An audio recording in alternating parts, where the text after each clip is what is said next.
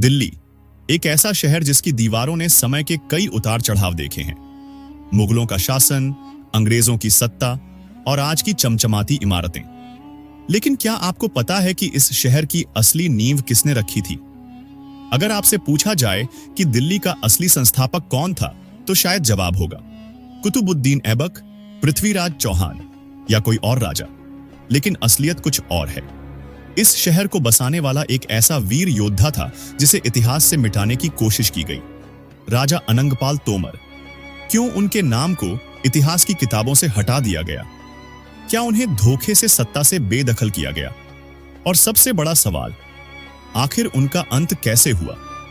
आज हम इसी रहस्यमयी गाथा को जानेंगे।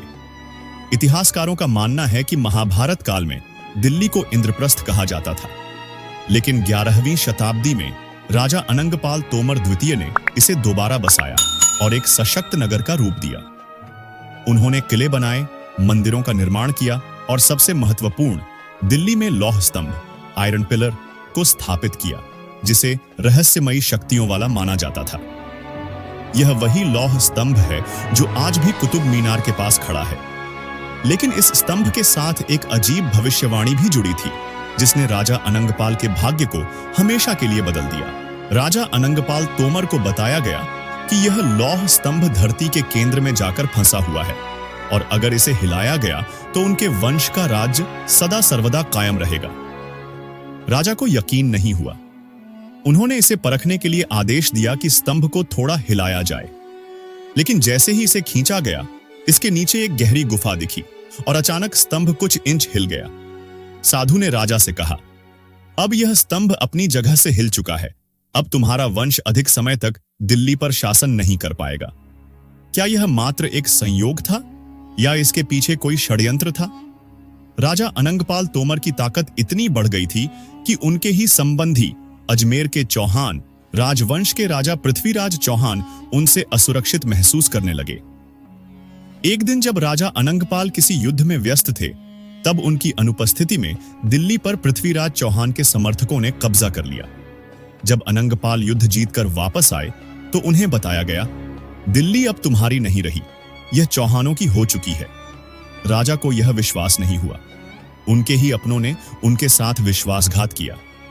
लेकिन इससे भी बड़ा सवाल, क्या पृथ्वीराज चौहान ही असली साजिश करता थे या इसके पीछे कोई और शक्ति थी? इतिहासकारों के पास आज भी इस सवाल का कोई स्पष्ट जवाब नहीं है। राजा अनंगपाल तोमर का क्या हुआ? कुछ कहते हैं कि उन्हें बंदी बना लिया गया और चुपचाप उनकी हत्या कर दी गई। कुछ मान्यताओं के अनुसार वे राजस्थान के जंगलों में चले गए और वहां एक अज्ञात स्थान पर उनकी मृत्यु हुई।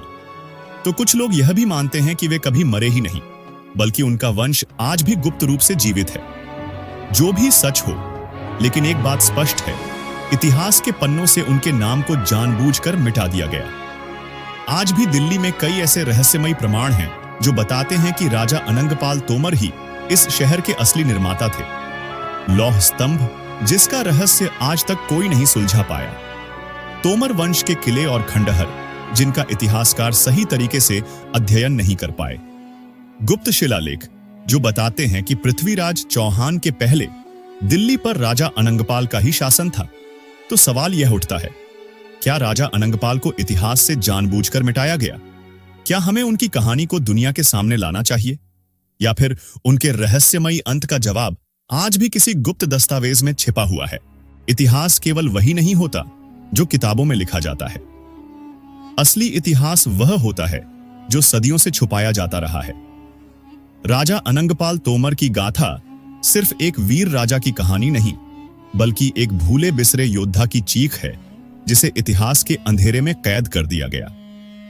लेकिन अब समय आ गया है कि इस कहानी को दुनिया के सामने लाया जाए।